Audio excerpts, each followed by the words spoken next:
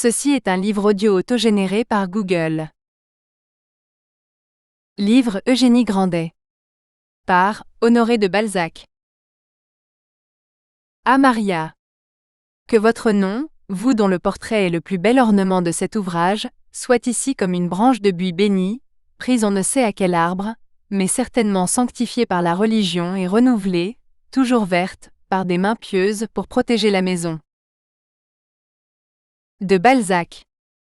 Il se trouve dans certaines provinces, des maisons dont la vue inspire une mélancolie égale à celle que provoquent les cloîtres les plus sombres, les landes les plus ternes ou les ruines les plus tristes. Peut-être y a-t-il à la fois dans ces maisons, et le silence du cloître, et l'aridité des landes, et les ossements des ruines. La vie et le mouvement y sont si tranquilles qu'un étranger les croirait inhabités, s'il ne rencontrait tout à coup le regard pâle et froid d'une personne immobile, dont la figure à demi monastique dépasse l'appui de la croisée, au bruit d'un pas inconnu. Ces principes de mélancolie existent dans la physionomie d'un logis situé à Saumur, au bout de la rue montueuse qui mène au château, par le haut de la ville. Cette rue, maintenant peu fréquentée, chaude en été, froide en hiver, obscure en quelques endroits, est remarquable par la sonorité de son petit pavé caillouteux, toujours propre et sec, par l'étroitesse de sa voie tortueuse, par la paix de ces maisons qui appartiennent à la vieille ville, et que dominent les remparts.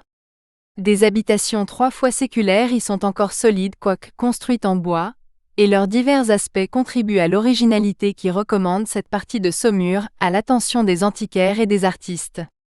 Il est difficile de passer devant ces maisons, sans admirer les énormes madriers, dont les bouts sont taillés en figures bizarres, et qui couronnent d'un bas-relief noir le rez-de-chaussée de la plupart d'entre elles.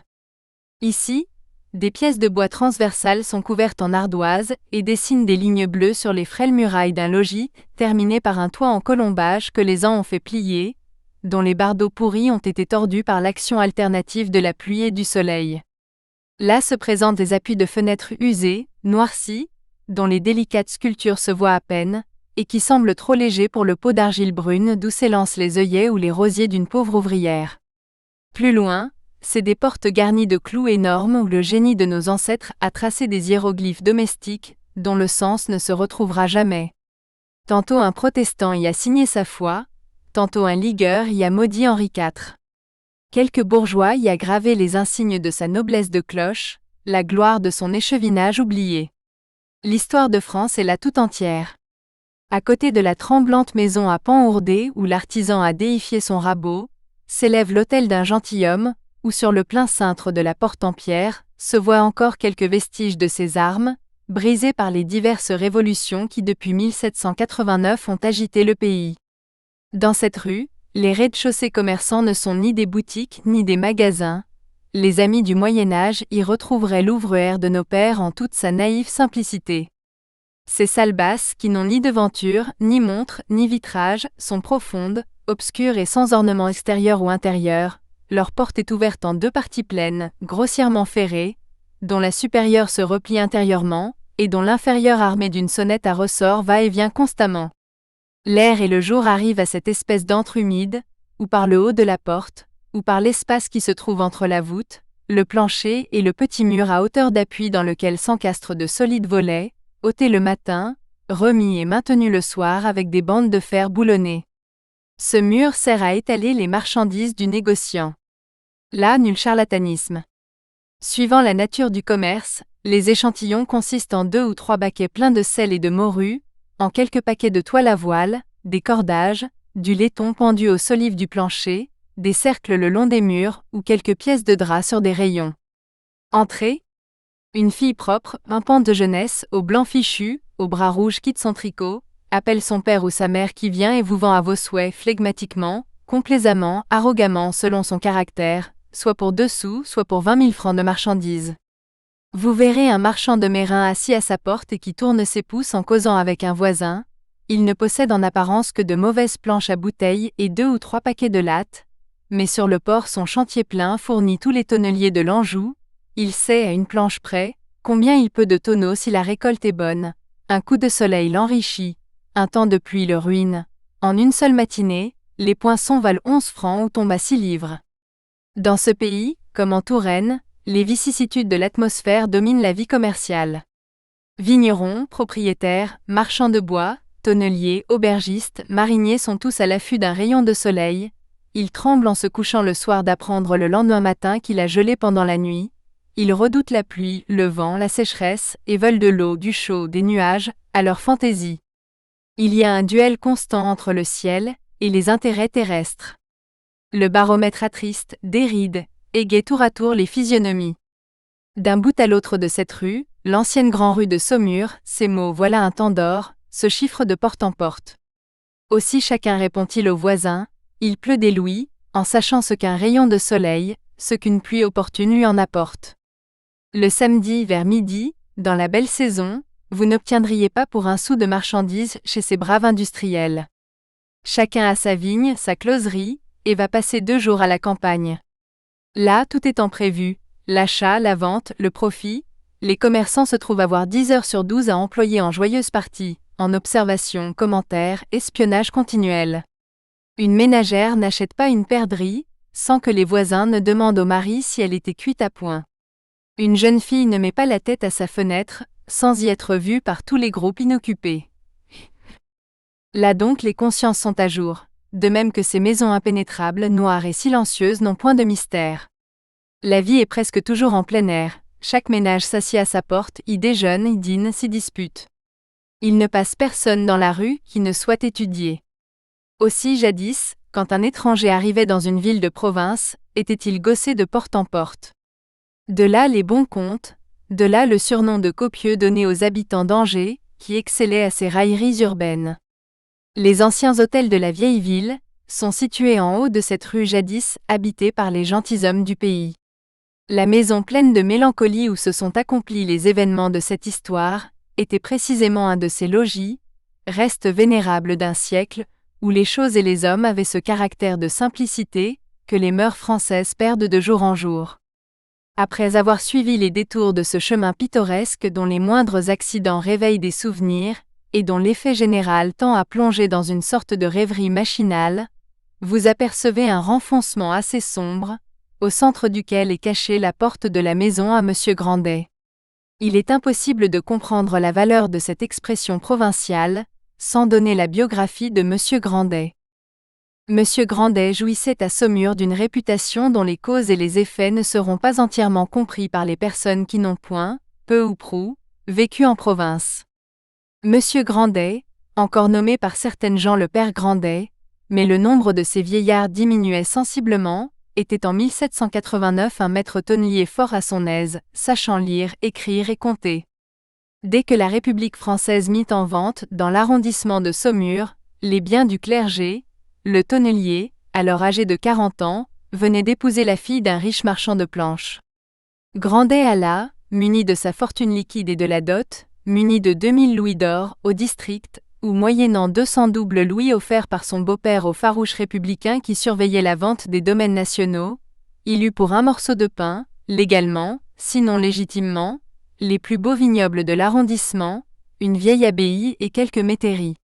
Les habitants de Saumur étant peu révolutionnaires, le père Grandet passa pour un homme hardi, un républicain, un patriote, pour un esprit qui donnait dans les nouvelles idées, tandis que le tonnelier donnait tout bonnement dans les vignes. Il fut nommé membre de l'administration du district de Saumur, et son influence pacifique s'y fit sentir politiquement et commercialement.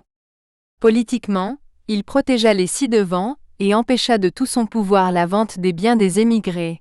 Commercialement, il fournit aux armées républicaines 1 ou 2 milliers de pièces de vin blanc, et se fit payer en superbes prairies, dépendant d'une communauté de femmes que l'on avait réservée pour un dernier lot. Sous le consulat, le bonhomme Grandet devint maire, administra sagement, vendangea mieux encore. Sous l'Empire, il fut Monsieur Grandet. Napoléon n'aimait pas les républicains.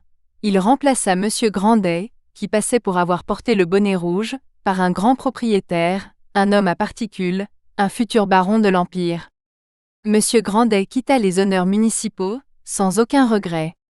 Il avait fait faire dans l'intérêt de la ville, d'excellents chemins qui menaient à ses propriétés. Sa maison et ses biens, très avantageusement cadastrés, payaient des impôts modérés. Depuis le classement de ses différents clos, ses vignes, grâce à des soins constants, étaient devenues la tête du pays, mot technique en usage pour indiquer les vignobles qui produisent la première qualité de vin. Il aurait pu demander la croix de la Légion d'honneur. Cet événement eut lieu en 1806. Monsieur Grandet avait alors 57 ans, et sa femme environ 36. Une fille unique, fruit de leur légitime amour, était âgée de 10 ans. Monsieur Grandet, que la Providence voulut sans doute consoler de sa disgrâce administrative, hérita successivement pendant cette année de Madame de la Gaudinière, née de la Bertellière, mère de Madame Grandet, puis du vieux Monsieur la Bertellière, père de la défunte, et encore de Madame Gentillet, grand-mère du côté maternel, 3 successions dont l'importance ne fut connue de personne. L'avarice de ces 3 vieillards était si passionnée, que depuis longtemps, ils entassaient leur argent pour pouvoir le contempler secrètement. Le vieux Monsieur la Bertellière appelait un placement une prodigalité, trouvant de plus gros intérêts dans l'aspect de l'or que dans les bénéfices de l'usure. La ville de Saumur présuma donc la valeur des économies, d'après les retenues des biens au soleil. Monsieur Grandet obtint alors le nouveau titre de noblesse que notre manie d'égalité n'effacera jamais, il devint le plus imposé de l'arrondissement. Il exploitait 100 arpents de vignes, qui dans les années plantureuses, lui donnaient 7 à 800 poinçons de vin. Il possédait 13 métairies, une vieille abbaye, où par économie, il avait muré les croisées, les ogives, les vitraux, ce qui les conserva, et 127 arpents de prairies où croissaient et grossissaient 3000 peupliers plantés en 1793. Enfin, la maison dans laquelle il demeurait était la sienne. Ainsi établissait-on sa fortune visible. Quant à ses capitaux, 2 seules personnes pouvaient vaguement en présumer l'importance. L'une était Monsieur Cruchot, notaire chargé des placements usuraires de Monsieur Grandet, l'autre, Monsieur des Grassins, le plus riche banquier de Saumur, au bénéfice duquel le vigneron participait à sa convenance et secrètement. Quoique le vieux Cruchot et Monsieur des Grassins possédassent cette profonde discrétion qui engendre en province la confiance et la fortune, ils témoignaient publiquement à Monsieur Grandet un si grand respect que les observateurs pouvaient mesurer l'étendue des capitaux de l'ancien maire, d'après la portée de l'obséquieuse considération dont il était l'objet. Il n'y avait dans Saumur personne qui ne fût persuadé que Monsieur Grandet n'eût un trésor particulier, une cachette pleine de louis, et ne se donna nuitamment les ineffables jouissances que procure la vue d'une grande masse d'or. Les avaricieux en avaient une sorte de certitude, en voyant les yeux du bonhomme, auquel le métal jaune semblait avoir communiqué ses teintes. Le regard d'un homme accoutumé à tirer de ses capitaux un intérêt énorme, contracte nécessairement, comme celui du voluptueux, du joueur ou du courtisan, certaines habitudes indéfinissables, des mouvements furtifs, avides, mystérieux qui n'échappent point à ses coreligionnaires. Ce langage secret forme en quelque sorte la franc-maçonnerie des passions.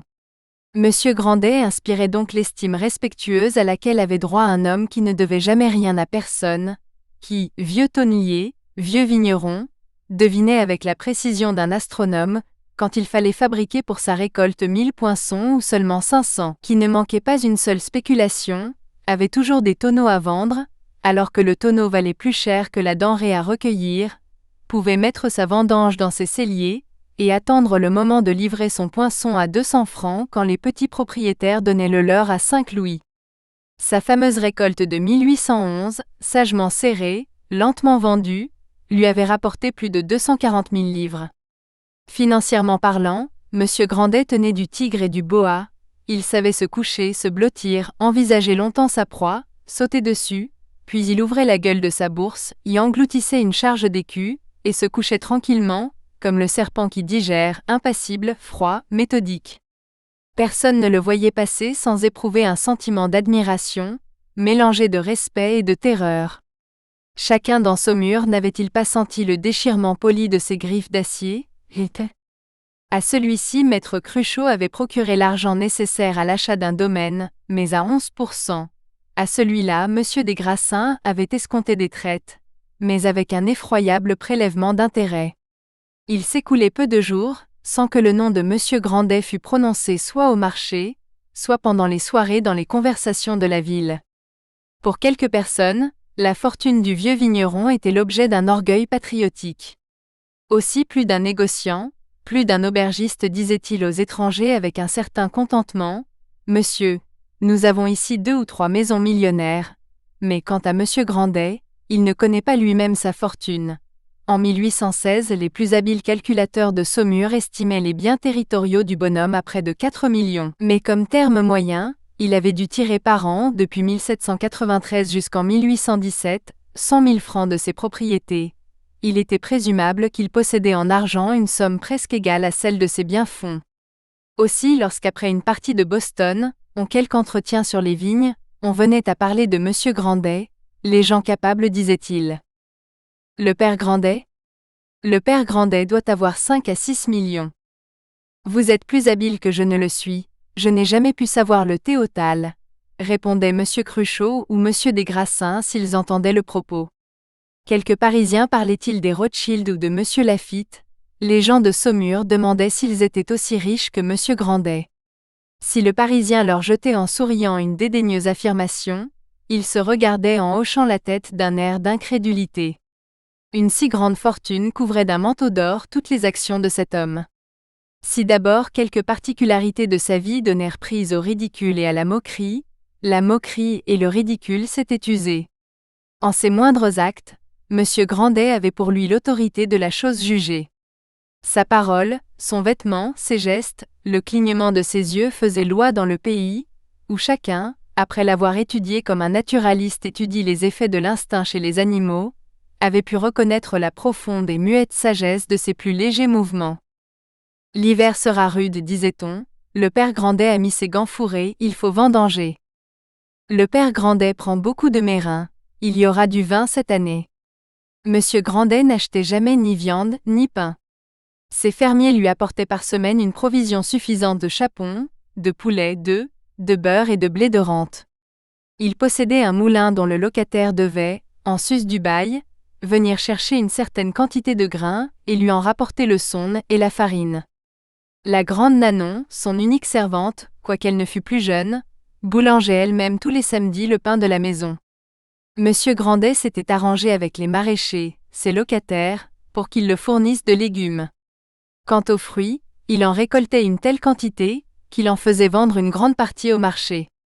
Son bois de chauffage était coupé dans ses haies, ou pris dans les vieilles truisses à moitié pourries qu'il enlevait au bord de ses champs, et ses fermiers le lui charroyaient en ville tout débité, le rangeaient par complaisance dans son bûcher, et recevaient ses remerciements. Ses seules dépenses connues étaient le pain béni, la toilette de sa femme, celle de sa fille, et le paiement de leur chaise à l'église, la lumière, les gages de la grande Nanon, l'étamage de ses casseroles, l'acquittement des impositions, les réparations de ses bâtiments et les frais de ses exploitations. Il avait 600 arpents de bois récemment achetés, qu'il faisait surveiller par le garde d'un voisin, auquel il promettait une indemnité. Depuis cette acquisition seulement, il mangeait du gibier. Les manières de cet homme étaient fort simples. Il parlait peu. Généralement, il exprimait ses idées par de petites phrases sentencieuses et dites d'une voix douce. Depuis la Révolution, époque à laquelle il attira les regards, le bonhomme bégayait d'une manière fatigante aussitôt qu'il avait à discourir longuement ou à soutenir une discussion. Ce bredouillement, l'incohérence de ses paroles, le flux de mots où il noyait sa pensée, son manque apparent de logique attribué à un défaut d'éducation, étaient affectés et seront suffisamment expliqués par quelques événements de cette histoire. D'ailleurs, 4 phrases exactes autant que des formules algébriques lui servaient habituellement à embrasser, à résoudre toutes les difficultés de la vie et du commerce. Je ne sais pas, je ne puis pas, je ne veux pas, nous verrons cela. Il ne disait jamais ni oui ni non, et n'écrivait point. Lui parlait-on ? Il écoutait froidement, se tenait le menton dans la main droite en appuyant son coude droit sur le revers de la main gauche, et se formait en toute affaire des opinions desquelles il ne revenait point. Il méditait longuement les moindres marchés. Quand après une savante conversation, son adversaire lui avait livré le secret de ses prétentions en croyant le tenir, il lui répondait « Je ne puis rien conclure, sans avoir consulté ma femme. » Sa femme, qu'il avait réduite à un ilotisme complet, était en affaires son paravent le plus commode. Il n'allait jamais chez personne, ne voulait ni recevoir ni donner à dîner, il ne faisait jamais de bruit, et semblait économiser tout, même le mouvement. Il ne dérangeait rien chez les autres, par un respect constant de la propriété. Néanmoins, malgré la douceur de sa voix, malgré sa tenue circonspecte, le langage et les habitudes du tonnelier perçaient, surtout quand il était au logis, où il se contraignait moins que partout ailleurs. Au physique, Grandet était un homme de 5 pieds trapu, carré, ayant des mollets de 12 pouces de circonférence, des rotules noueuses et de larges épaules. Son visage était rond, tanné, marqué de petites vérolles. Son menton était droit, ses lèvres n'offraient aucune sinuosité, et ses dents étaient blanches. Ses yeux avaient l'expression calme et dévoratrice que le peuple accorde au basilic. Son front, plein de rides transversales, ne manquait pas de protubérances significatives. Ses cheveux jaunâtres et grisonnants étaient blancs et or, disaient quelques jeunes gens qui ne connaissaient pas la gravité d'une plaisanterie faite sur M. Grandet. Son nez, gros par le bout, supportait une loupe veinée que le vulgaire disait non sans raison, pleine de malice. Cette figure annonçait une finesse dangereuse, une probité sans chaleur, l'égoïsme d'un homme habitué à concentrer ses sentiments dans la jouissance de l'avarice, et sur le seul être qui lui fût réellement de quelque chose, sa fille Eugénie, sa seule héritière. Attitude, manière, démarche, tout en lui d'ailleurs, attestait cette croyance en soi que donne l'habitude d'avoir toujours réussi dans ses entreprises. Aussi, quoique demeure facile et molle en apparence, M. Grandet avait-il un caractère de bronze.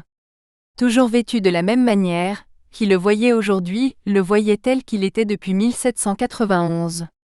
Ses forts souliers se nouaient avec des cordons de cuir, il portait en tout temps des bas de laine drapés, une culotte courte de gros drap marron à boucles d'argent, un gilet de velours à raies alternativement jaune et puce, boutonné carrément, un large habit marron à grands pans, une cravate noire et un chapeau de Quaker.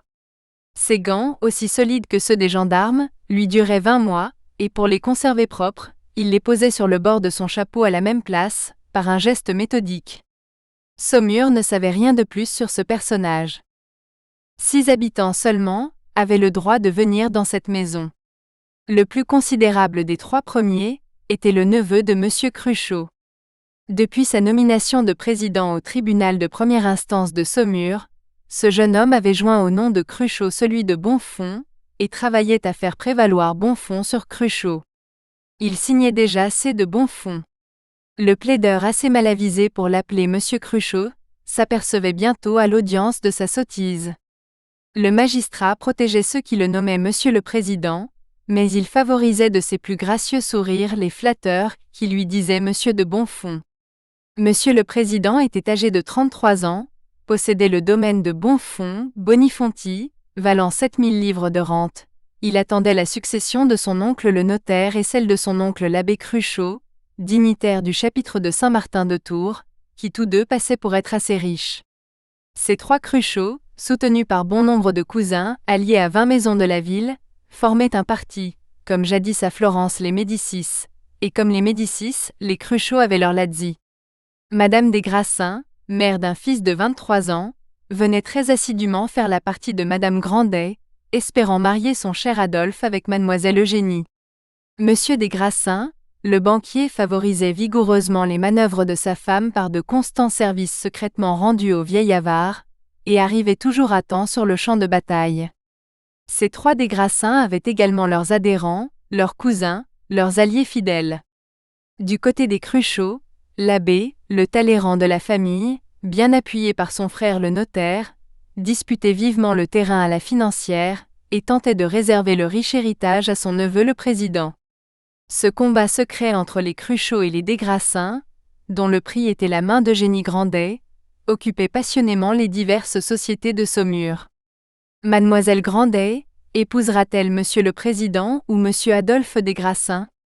À ce problème, les uns répondaient que Monsieur Grandet ne donnerait sa fille ni à l'un ni à l'autre. L'ancien tonnelier rongé d'ambition cherchait, disait-il, pour gendre quelques pairs de France, à qui 300 000 livres de rente feraient accepter tous les tonneaux passés, présents et futurs des Grandet. D'autres répliquaient que Monsieur et Madame des Grassins étaient nobles, puissamment riches, qu'Adolphe était un bien gentil cavalier, et qu'à moins d'avoir un neveu du pape dans sa manche, une alliance si convenable devait satisfaire des gens de rien, un homme que tout Saumur avait vu la Doloire en main, et qui d'ailleurs avait porté le bonnet rouge. Les plus sensés faisaient observer que M. Cruchot de Bonfons avait ses entrées à toute heure au logis, tandis que son rival n'y était reçu que les dimanches. Ceux-ci soutenaient que Madame des Grassins, plus lié avec les femmes de la maison Grandet que les Cruchot, pouvait leur inculquer certaines idées qui la feraient, tôt ou tard, réussir.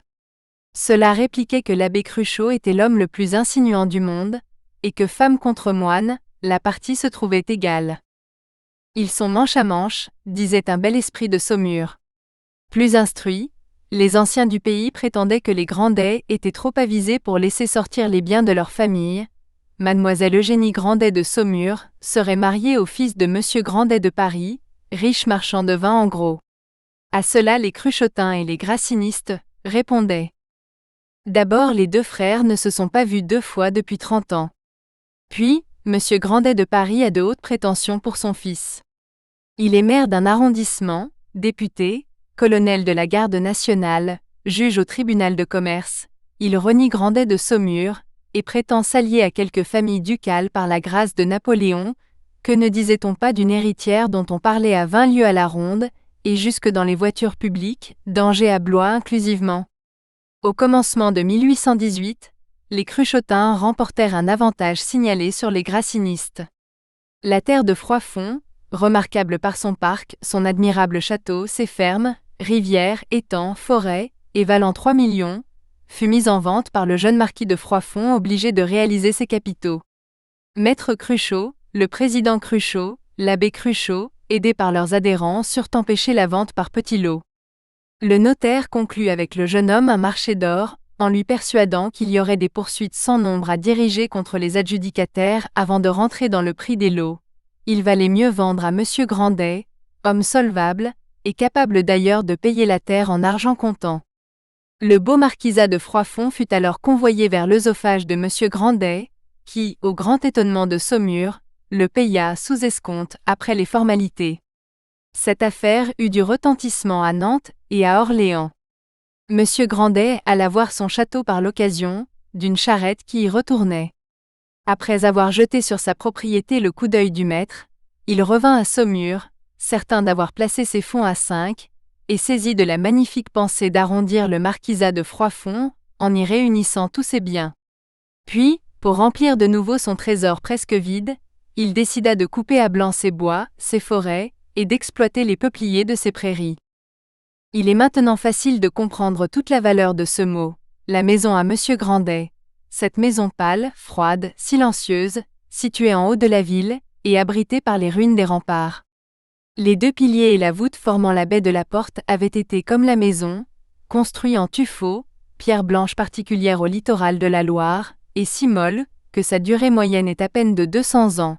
Les trous inégaux et nombreux que les intempéries du climat y avaient bizarrement pratiqués, donnaient au cintre et au jambage de la baie l'apparence des pierres vermiculées de l'architecture française, et quelques ressemblances avec le porche d'une geôle. Au-dessus du cintre régnait un long bas-relief de pierres dures sculptées, représentant les 4 saisons, figures déjà rongées et toutes noires. Ce bas-relief était surmonté d'une plinthe saillante, sur laquelle s'élevaient plusieurs de ces végétations dues au hasard, des pariétaires jaunes, des liserons, des convolvulus, du plantain, et un petit cerisier assez haut déjà. La porte en chêne massif, brune, desséchée, fendue de toutes parts, frêle en apparence, était solidement maintenue par le système de ces boulons qui figuraient des dessins symétriques. Une grille carrée, petite, mais à barreaux serrés et rouges de rouille, occupait le milieu de la porte bâtarde, et servait pour ainsi dire, de motif à un marteau qui s'y rattachait par un anneau, et frappait sur la tête grimaçante d'un maître-clou. Ce marteau, de forme oblongue et du genre de ceux que nos ancêtres nommaient jacquemart, ressemblait à un gros point d'admiration. En l'examinant avec attention, un antiquaire y aurait retrouvé quelques indices de la figure essentiellement bouffonne qu'il représentait jadis, et qu'un long usage avait effacé. Par la petite grille, destinée à reconnaître les amis, au temps des guerres civiles, les curieux pouvaient apercevoir, au fond d'une voûte obscure et verdâtre, quelques marches dégradées par lesquelles on montait dans un jardin que bornaient pittoresquement des murs épais, humides, pleins de suintements et de touffes d'arbustes malingres. Ces murs étaient ceux du rempart, sur lequel s'élevaient les jardins de quelques maisons voisines. Au rez-de-chaussée de la maison, la pièce la plus considérable était une salle dont l'entrée se trouvait sous la voûte de la porte cochère. Peu de personnes connaissent l'importance d'une salle dans les petites villes de l'Anjou, de la Touraine et du Berry. La salle est à la fois l'antichambre, le salon, le cabinet, le boudoir, la salle à manger. Elle est le théâtre de la vie domestique, le foyer commun. Là, le coiffeur du quartier venait couper 2 fois l'an les cheveux de Monsieur Grandet. Nous espérons que vous avez apprécié cet aperçu. Pour continuer à écouter ce livre audio sur Google Play Livres, utilisez le lien dans la description de la vidéo.